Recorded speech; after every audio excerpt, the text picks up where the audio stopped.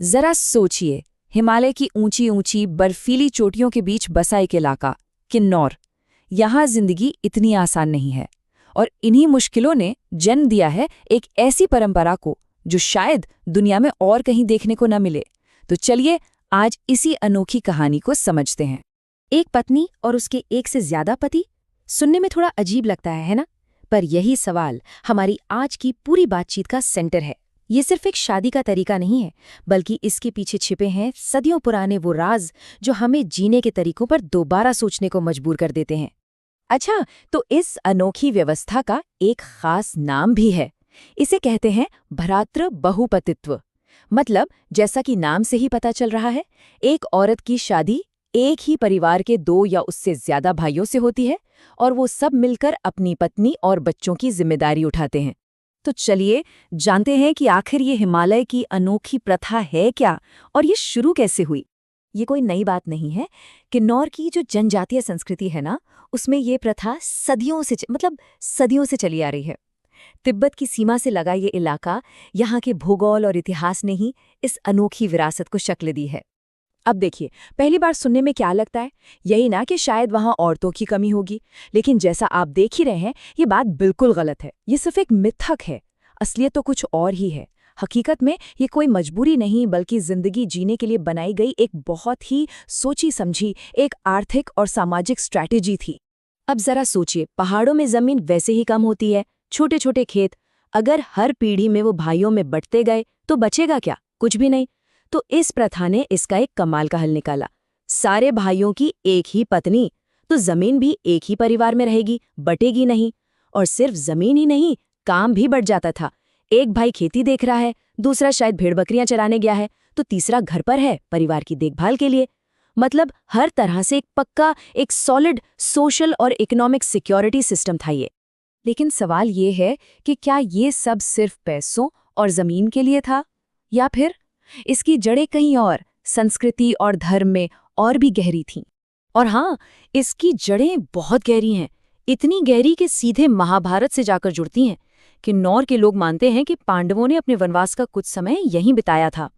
तो द्रौपदी और 5 पांडवों की कहानी, वो इस प्रथा को सिर्फ एक सामाजिक जरूरत नहीं, बल्कि एक तरह का, कह सकते हैं कि एक धार्मिक सम्मान भी देती है। इस शादी की ना एक बहुत ही खास रस्म होती है, पगड़ी बांधना। देखिए, शादी की मेन रस्में तो बड़ा भाई ही करता है, लेकिन असली मोहर तब लगती है जब दुल्हन घर आती है। तब सारे भाई एक लाइन में बैठते हैं और उनका मामा एक एक करके सबके सिर पर पगड़ी बांधता है। बस यही वो पल है, यही वो रस्म है जो सभी भाइयों को ऑफिशियली उस औरत का पति बना देती है। अच्छा, अब ये सवाल भी मन में आता है कि इस पूरे सिस्टम में औरतों का क्या? तो यहाँ एक बहुत दिलचस्प बात है।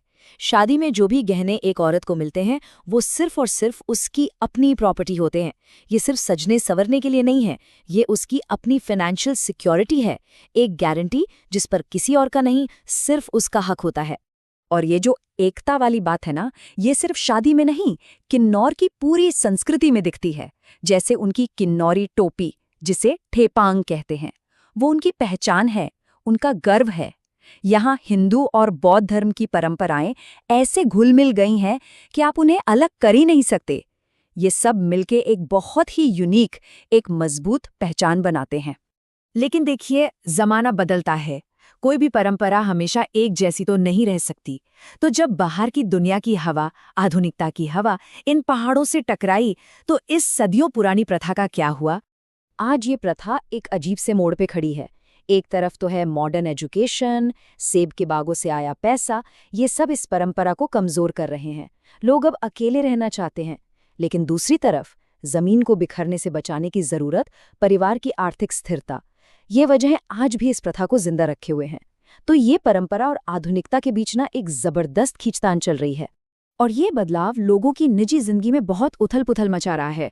तंजिन की कहानी सुनिए। वो कहती हैं कि ये उनकी जिंदगी का सबसे मुश्किल फैसला था। उन्होंने जिससे प्यार किया, उससे शादी की, लेकिन ससुराल जाकर पता चला कि उन्हें उसके भाइयों से भी शादी करनी होगी। सोचिए, आज की पीढ़ी किस तरह के दबाव से गुजर रही है। और यही आज की हकीकत है।